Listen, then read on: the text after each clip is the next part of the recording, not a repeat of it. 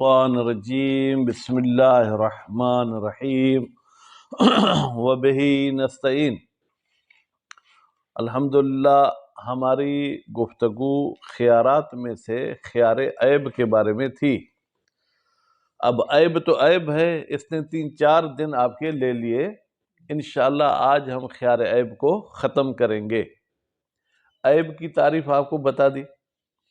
عیب کی صورت میں آپ کو 2 راستوں میں سے کسی ایک راستے کو انتخاب کرنا تھا، یا عرش لینی تھی یا آپ کوئی چیز واپس کرنی تھی۔ ٹھیک، تو کچھ موارد ایسے ہیں جہاں پر یہ آپ کے واپسی والا حق ختم ہو جاتا ہے، صرف عرش کا آپ کو حق رہتا ہے، اور کچھ صورتیں ایسی ہیں کہ اس میں عرش بھی ختم کی جا سکتی ہے۔ تو آج جو ہم درس پڑھیں گے وہ یہ ہے کہ کسی بزرگ نے ہم سے کوئی چیز خریدی اور اس چیز میں عیب ظاہر ہو گیا، لیکن ان کا انتقال ہو گیا۔ اب وہ وفات پا چکے ہیں، اب وہ تو اس چیز کی عرش بھی نہیں لے سکتے ہیں، واپس بھی نہیں کر سکتے، تو ان کی جگہ پر ان کے وراث قائم مقام ہوں گے، بیٹے بیٹیاں۔ اگر پہلے طبقے کے وارث نہیں ہے تو دوسرے طبقے کے بھائی بہن، اگر وہ نہیں ہے تو پھر تیسرے طبقے کے چچا ماموں۔ اب اگر ان میں اختلاف ہو جائے، بعض کہتے ہیں ہم واپس کریں گے، بعض کہتے ہیں کہ ہم عرش لیں گے، تو ایسی صورتحال میں عرش ثابت ہو سکتی ہے، واپسی والی بات نہیں ہوگی۔ بات واضح ہوگی؟ اس کے بعد پھر ایک اور مورد ہے، ایک لفظ ذہن میں رکھ لیں، من ینعتق علیہ۔ من یعنی وہ شخص جو ینعتق آزاد ہوتا ہے، علیہ مشتری پر۔ کچھ انسان ایسے ہیں کہ جن کا انسان مالک نہیں بن سکتا۔ میرے والد صاحب اگر کسی کے عبد بھی ہیں، وہ کسی کو بیچنا چاہتے ہیں، اگر میں ان کا بیٹا خریدوں گا تو میں اپنے باپ کا مالک نہیں بن سکتا۔ جیسے ہی میں نے خریدا، میرے بابا آٹومیٹک ینعتق آزاد ہو جائیں گے۔ اب میں نے اپنا والد یا اپنی والدہ خریدا ہے اور ان میں کوئی عیب نکل آیا، تو اب اس صورتحال میں چونکہ ان کو آزادی کی خوشبو آ چکی ہے، لہذا یہ معاملہ میں واپس کر کے پیسے نہیں لے سکتا ہوں، عرش لینا چاہوں تو عرش لے سکتا ہوں۔ بات واضح ہوگی؟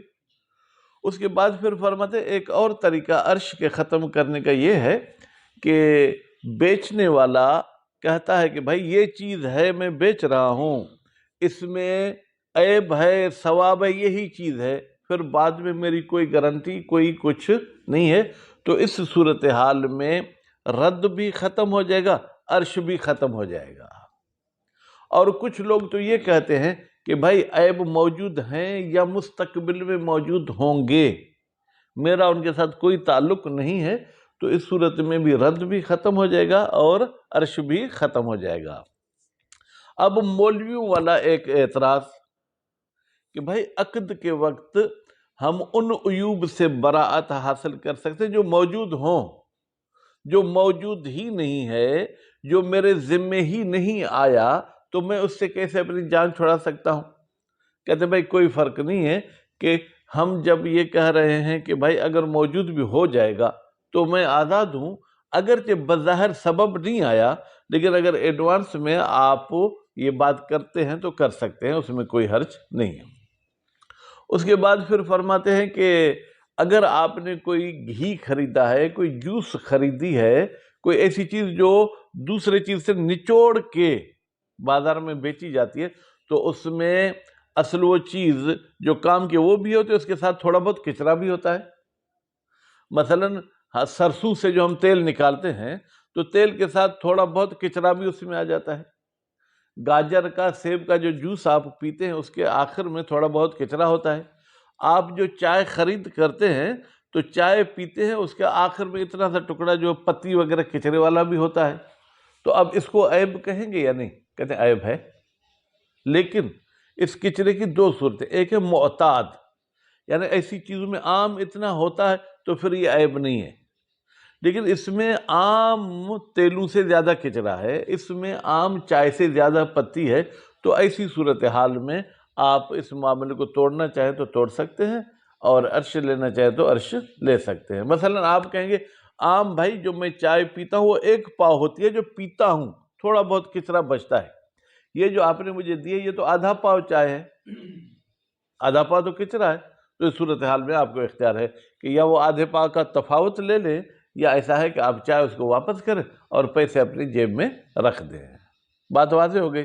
تقریباً یہی مطالب ہیں، اور آج خیار عیب انشاءاللہ ختم ہوگا، زندگی رہی تو کل خیار تدلیس ہم پڑھیں گے۔ وَأَوْلَى بِالْمَنْعِ، کل اصل ہم سست ہو گئے، یہ 2 لائنیں پڑھ لیتے تو پھر پریشانی نہیں ہوتی۔ فرماتے اولا بالمنع، یعنی بدطریق اولا منع کیا جاتا ہے، کس سے بیٹا؟ رد سے۔ کل بھی انہوں نے کہا تھا نا واپس نہیں کر سکتا اس صورت میں، آج کہتے ہیں بدطریق اولا واپس نہیں کر سکتا من التفرق کے، ٹھیک ہے۔ پہلے تو ہم نے کہا کہ اگر 2 مشتری ہیں اور وہ آپس میں جدا ہوتے ہیں، اگر ساجد ایک کہتا ہے میں جدا کروں گا، ایک کہتا ہے میں جدا نہیں کروں گا، اب اولا کو آپ مبتدا مانیں، الوراسوں کو خبر مانیں، ان واحد، جب ایک بندے کے چند وارث آ جائیں تو بدطریق اولا آگا یہ کاظم اتنا بھی نیچے گردن نہیں کرو درد ہو جائے گا، ٹھیک ہے۔ تو پھر اگر وہ بھی اختلاف کرتے ہیں، مثلا مومن علی کہتا ہے یہ چیز واپس کروں، ان کا بھائی کہتا ہے نہیں کروں، تو یہاں یہ چیز واپس نہیں ہوگی۔ لأن تعدد ہونا، اس لیے کہ یہاں پر متعدد ہونا کن کا؟ جو رد کرنا چاہتے ہیں یا جو عرش لینا چاہتے ہیں، وہ طارئ علی العقد، عقد کے وقت تعدد نہیں تھا مومن علی، عقد کے وقت تو ہمارے باپ نے عقد کیا تھا، وہ ایک تھا، ٹھیک ہے۔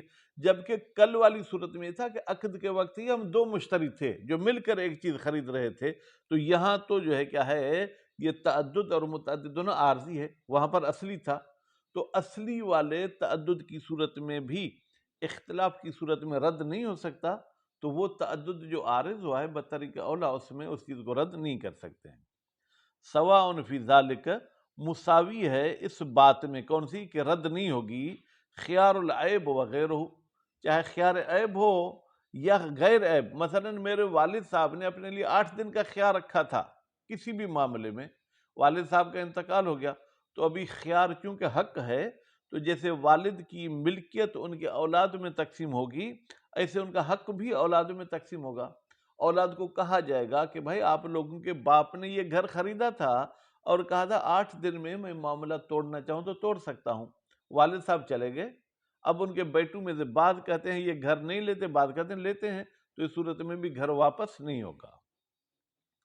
وَقَذَ الْحُكْمُ، بھائی اسی وراث کی طرح حکم ہے، لَوِ اشْتَرَىٰ شَيْئَيْن، اگر مشتری 2 چیز خریدتا ہے، بھائی ایک گائے خریدتا ہے، ایک بھینس خریدتا ہے، فَصَاعِدًا، یا 2 سے زیادہ خریدتا ہے، یعنی اس میں کوئی بکری بھیڑ بھی خرید دیتا ہے، وَظَهَرَ فِي أَحَدِهِمَا، عہدہما اس وقت کہیں گے جب شیئن ہو، یعنی 2 میں سے کسی ایک میں عیب نکلا، یا یوں کہیں عہدہا، ان اشیاء میں، یعنی جب چند چیزیں خریدی گئی ہیں تو مومن علی ان کی طرف واحد مونس کی ضمیر جا سکتی ہے، ان میں سے کسی ایک میں عیب ظاہر ہوا، فَلَيْسَ لَهُ رَدُّهُ، بیٹا لہو کی ضمیر کہاں جائے گی؟ لہو کی ضمیر جائے گی مشتری کی طرف، اور ردّہ کی ضمیر جائے گی معیب کی طرف۔ مشتری کو اس معیب کے واپس کرنے کا حق نہیں ہے مومن علی، کیوں؟ اس لیے کہ بھائی آپ نے خریدیں 3 چیزیں، ایک واپس کرو، 2 واپس نہ کرو، یہ نہیں ہو سکتا، یا تینوں واپس کرو یا تینوں کا معاملہ باقی رکھو، اس ایک کا آپ عرش لے لو۔ بل ردہما، بلکہ یا دونوں چیزیں واپس کرنی ہوں گی اور ان کے پیسے لینے ہوں گے، او امساکہما، یا دونوں چیزوں کو اپنے پاس رکھنا ہوگا، لیکن بے عرش العیب، آپ کو اس عیب کی عرش ملے گی۔ وَكَذَا يَسْقُطُ رَدُّ دُونَ الْعَرْشِ، کذا یعنی جیسے 2 چیزوں کی صورت میں بھی رد ختم ہو جاتا ہے، عرش باقی ہوتا ہے، ٹھیک ہے، اسی طریقے سے رد ختم ہو جائے گا، عرش ختم نہیں ہوگی۔ کب؟ اذا اشترا، جب وہ مشتری خریدتا ہے من، کسی ایسے بندے کو، بھائی یہاں پر جانور مراد من سے نہیں لیں گے، من ویسے بھی ذوی العقول کے لیے استعمال ہوتا ہے، یعنی انسان کو خریدتا ہے، ینعتق علیہ، جو مشتری کے نقصان میں آزاد ہو جاتا ہے، الا ضرر کی معنی دیتا ہے اور لام نفع کی معنی دیتا ہے، آپ پوچھیں گے کہ وہ کون ہے جو آزاد ہوتے ہیں؟ بیٹا اس کو کہتے ہیں اصول، یعنی میرے جو اصول ہیں، میرے اصول کون ہیں؟ جڑیں، ماں باپ۔ اگر میرے ماں باپ کسی کے پاس عبد اور کنیز ہیں، میں خریدتا ہوں، تو شریعت کہتی ہے کہ بیٹا اپنے ماں باپ کا مالک نہیں بن سکتا، وہ آٹومیٹک آزاد ہو جائیں گے۔ تو میں نے اپنے باپ کو خریدا، اپنی ماں کو خریدا، لیکن ان میں کوئی عیب نکل آیا، تو جیسے ہی وہ میری ملکیت میں آئے تھے تو آزاد ہو گئے۔ اب عرش لے سکتا ہوں، لیکن ان کی آزادی سلب کر کے پھر واپس اس کو کہوں، یہ نہیں ہو سکتا۔ لِانْعِطَاقِ ہی کی ضمیر بیٹا من کی طرف جائے گی، اس لیے کہ یہ من جو ہے آزاد ہو گیا۔ بِنَفْسِ الْمِلْکِ، کاظم صاحب کان کو نہیں رگڑو، جیسے ہی جو ہے کیا ہے وہ مشترکی ملکیت میں آیا۔ وَيُمْكِنْ رَدُّهُ إِلَى التَّصَرُّفِ، اور کہتے ہیں ممکن ہے کہ ہم انعطاق کو الگ مورد نہ بنائیں، بلکہ انعطاق بھی گویا کہ ایک قسم کا تصرف ہے، اور ہم نے کہا تھا کہ تصرف کی صورت میں رد نہیں ہو سکتا۔ جیسے میں نے خریدا، ان کی آزادی ہوگی تو آزادی بھی ایک تصرف ہے۔ وہ الگ بات ہے کہ ایک مرتبہ میں تصرف اختیاری کرتا ہوں، ایک مرتبہ قہری تصرف ہے، بل تصرف ہے۔ تو بیٹا یہ جو رد و ہو کی ضمیر ہے، یہ اس مورد کی طرف جا رہی ہے، من ینعتق، یعنی ممکن ہے کہ من ینعتق کو ہم مستقل سبب قرار نہ دیں عدم رد کا، بلکہ اس کو بھی تصرف کی طرف پلٹا دیں۔ وَكَذَا، بھائی جیسے یہ اوپر والے موارد میں رد نہیں ہو سکتا، اسی طریقے سے یسقط ردو، یہ واپسی والی بات ختم ہو جائے گی بے اسقاط رد۔ اگر یہ دونوں معاملے میں کہتے ہیں بھائی واپس نہیں کرنا، لولی ہے، لنگڑی ہے، اندھی ہے، کانی ہے، ثقلین شاہ کو بیوی چاہیے، خوب اختیار ہی العرش، جبکہ یہ شخص عرش کو انتخاب کرتا ہے، او لا مال عرش، یا کہتے ہیں بھائی مجھے عرش بھی نہیں چاہیے، میں واپس بھی نہیں کرتا ہوں آغا ذوالفقار، عرش بھی مجھے نہیں چاہیے۔ وَحَيْثُ يَسْقُطُ رَدُّ، جہاں جہاں پر بھی رد ختم ہوگا، یبقى العرش، وہاں عرش اپنی جگہ پر کیا ہوگی؟ باقی ہوگی۔ بھائی مومن علی کاظم صاحب آپ تو دونوں بولتے نہیں ہیں، اگر مغل صاحب تو شاید میرے سے ناراض ہیں کیا، وہ بھی بالکل نہیں بولتے ہیں، تاج محمد صاحب بھی صرف گردن ہلاتے ہیں، ہاں ہوں تو کریں نا، مجھے پتہ چلے کہ آپ کی توجہ یہاں ہے۔ ہاں، وَيَسْقُطَانِ، اب یہ مجھے تاج محمد صاحب بتائیں کہ یہ کون سا سیگا ہے؟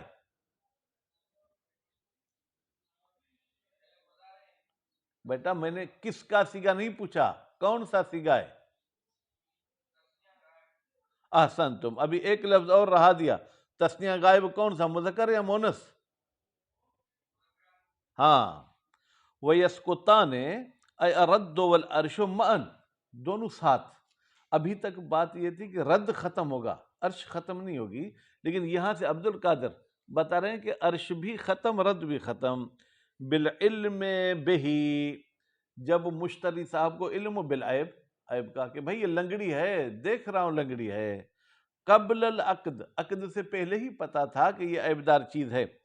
فإن قدومہ، قدومہ کا ترجمہ اردو میں کریں گے اقدام کرنا مشتری کا، علیہ اس عیبدار چیز پر، عالماً بالعیب، در حالی کہ مشتری علم بھی رکھتا ہے عیب کا، رضاً بالمعیب، اس کا مطلب کیا ہے کہ یہ بھائی عیبدار پر راضی ہے، اس لیے تو عیب والی چیز لے رہا ہے۔ خوب، ایک صورت یہ کہ عقد سے پہلے ہی علم ہو، دوسرا وہ برضا بالعیب بعد العقد، بیٹا بہی کی ضمیر عیب کی طرف جائے گی، بعدہ کی ضمیر عقد کی طرف جائے گی، یا مشتری کہتا ہے میں راضی ہوں اس عیب پر لیکن عقد کے بعد کہتا ہے، غیر مقید بالعرش، اور یہ مشتری قید بھی نہیں لگاتا کہ مجھے عرش چاہیے۔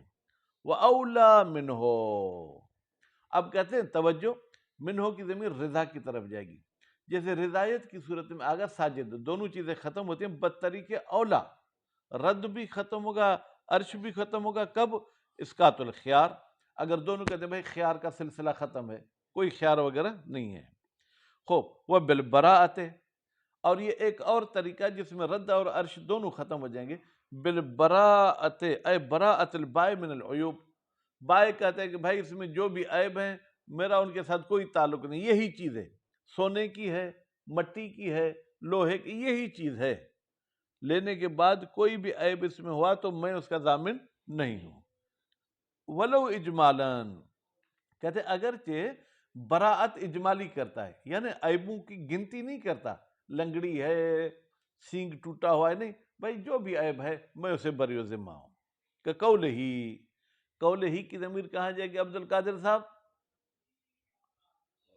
احسن، تو بھائی قول بائے کی طرف جائے گی، جیسے بائے کہتا ہے برئتو من جمیع العیوب، بھائی میں اس مبی کے تمام عیوب سے کیا ہوں؟ بری ہوں۔ علی اصح القولین، علی اصح القولین کا بیٹا تعلق کس کے ساتھ ہے؟ کہ رد اور عرش دونوں ختم ہو جائیں گی براعت کے ذریعے، دو قول میں سے اصح قول یہی ہے۔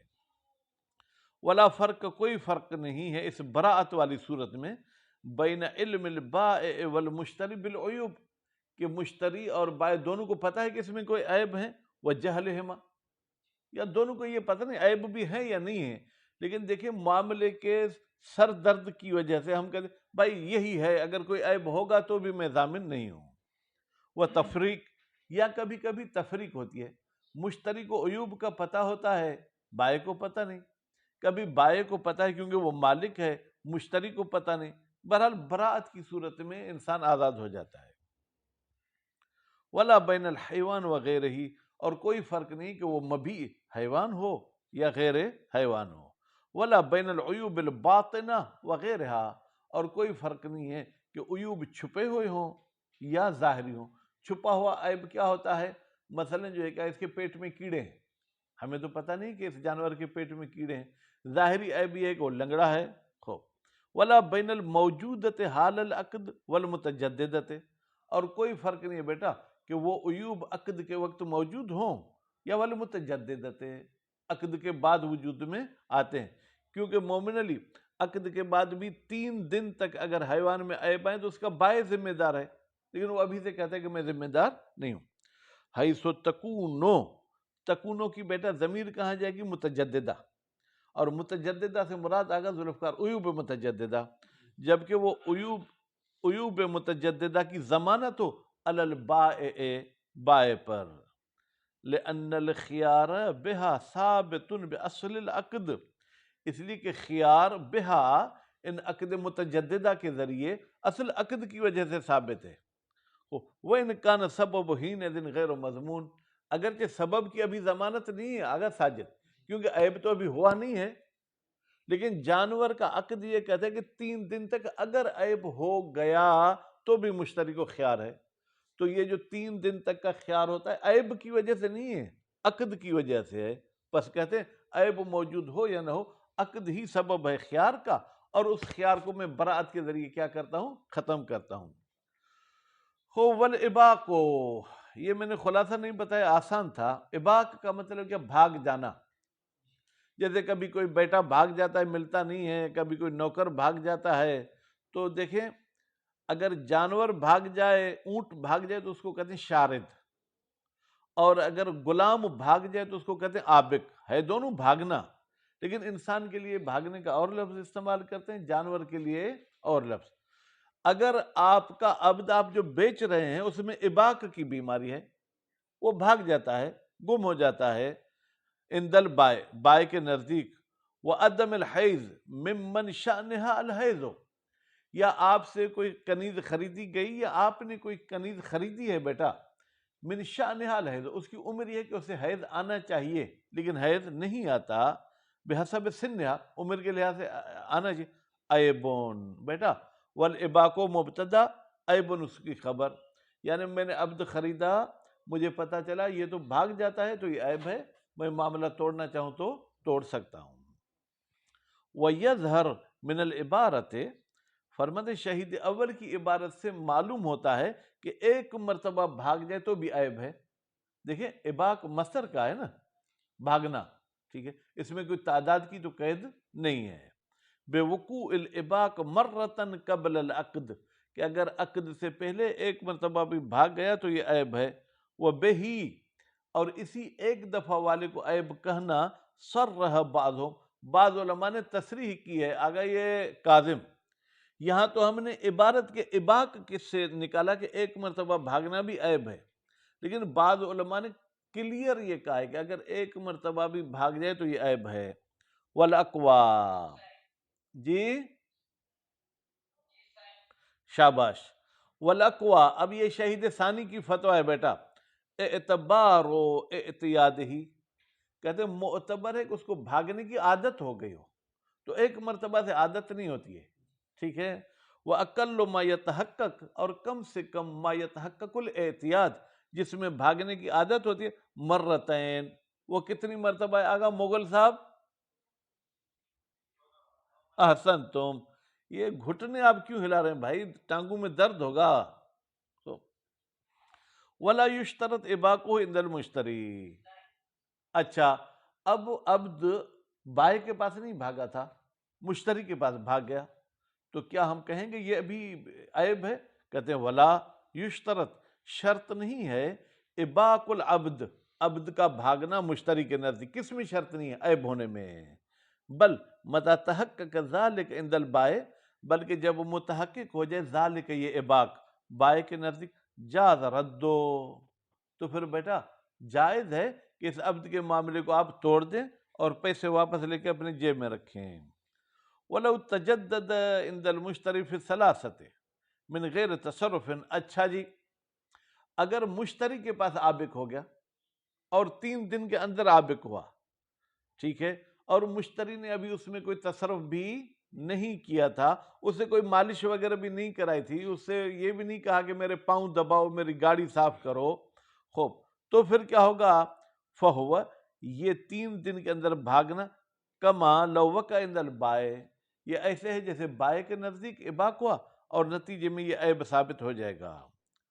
ولا يعتبر فی ثبوت عیب الحیض مضی 6 اشہر. توجہ بیٹا، جس کنیز کو آپ نے خریدا تھا اس کی ایج یہ تھی کہ اس کو حیض آنا چاہیے، لیکن اب آپ کے پاس آئی اور ہر روز آپ کے لیے کشتی کے لیے وہ آمادہ ہے، کوئی مہینے میں چھٹی نہیں کرتی، ٹھیک، اب کیا ہوگا؟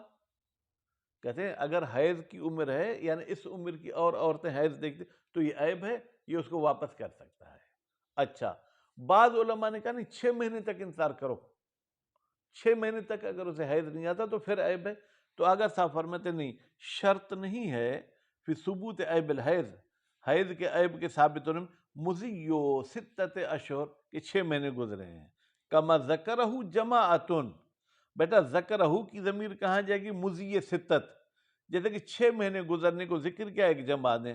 بل یثبتو، بلکہ یہ عیب ثابت ہو جائے گا بے مضی مدتن، اتنی مدت گزر جائے، تحیز و فیہا، جس مدت میں حیض آ جاتا ہے، کس کو؟ اسنانوہا، اس عورت کی ہم عمر عورتوں کو، فی تلک البلاد، انہی شہروں میں. بیٹا شہروں کے حساب سے بھی حیض کے دن آگے پیچھے ہو جاتے ہیں. ٹھنڈے علاقے میں ممکن ہے حیض 2 دن دیر سے آئے، گرم علاقے میں ممکن ہے جلدی آ جائے. وَقَضَا، یعنی جس طریقے سے اباق عیب ہے، جس طریقے سے حیض کا نہ آنا عیب ہے، اسی طریقے سے سفل بھی عیب ہے. بِالضَّمِّ الْمُثَلَّثَةِ، کہتے ہیں سفل میں جو پہلا حرف ہے وہ 3 نقطے والا ہے، یعنی سا ہے، تا نہیں ہے، نون بھی نہیں ہے، اس کو تینوں اس کو ضمہ دے کے پڑھنا ہے. وہ ہوا، یہ سفل ہے کیا؟ ما، وہ کچرا، استقر، جو رہ جاتا ہے، بیٹھ جاتا ہے، تحت الماء، کسی ایسی چیز میں جو گیلی ہوتی ہے، پانی کی طرح ہوتی ہے، جوس میں بیٹھ جاتا ہے، گھی میں، چائے میں. خوب، من قدرتن، ظاہراً قدرتن میں کاف کو بیٹا ضمہ دے کے پڑھنا ہے. قدرہ یعنی وہی کچرا کہیں، یا جگہ سندھی میں کٹوئیں کیڑ چوندان، کیڑ چوندان، یا ایسے آگا پتی، یا ایسے جو آخر میں نیچے جو ہے کیا ہے، کچرا ہو جاتا ہے. پھر زیت، زیت یعنی گھی، ٹھیک، وہ شبہ زیت، یا جو زیت کے ساتھ شباہت رکھتے ہیں، جیسے جوس وغیرہ ہے. غیر المعتاد، ہاں یہ کچرا معتاد ہو، تھوڑا بہت تو ہر جگہ ہوتا ہے، ٹھیک ہے، غیر معتاد یعنی عادت سے زیادہ ہو تو یہ عیب ہے. اما المعتاد من السفل، منہ کی ضمیر بیٹا سفل کی طرف جائے گی، فلیس بعیب، تو یہ عیب نہیں ہے. لاقتضاء طبیعت زیت، اس لیے کہ زیت کی طبیعت تقاضا کرتی ہے. یعنی کیا؟ یعنی اس کی بناوٹ ایسی ہے کہ آپ جس بھی مشین پہ لے جائیں گے، گنے کی جوس بھی آپ نکالیں گے تو پیئیں گے، اس کے آخر میں تھوڑا بہت کچرا بچتا ہے۔ کون ذالک یعنی اس سفل کا ہونا فی ہے اس زیت میں غالباً ہوتا ہے۔ ولا یشکل، اب مولوی والا اعتراض بھائی میرے، کہتے ہیں کہ آپ نے کہا تھا کہ بیع میں شرط ہے کہ عوض اور معوض کیا ہونے چاہیے آگا، معلوم ہونے چاہیے۔ خوب، ابھی یہ جو آپ زیت 1 پاؤ خرید رہے ہیں، اس میں تھوڑا بہت تو کچرا ہے، 5 گرام کچرا ہو سکتا ہے، 10 گرام کچرا ہو سکتا ہے، نتیجے میں آپ کی مبیع مجہول ہو گئی، تو یہ معاملہ باطل ہونا چاہیے۔ کہتے نہیں، یہ تھوڑے بہت سے معاملہ باطل نہیں ہوتا ہے۔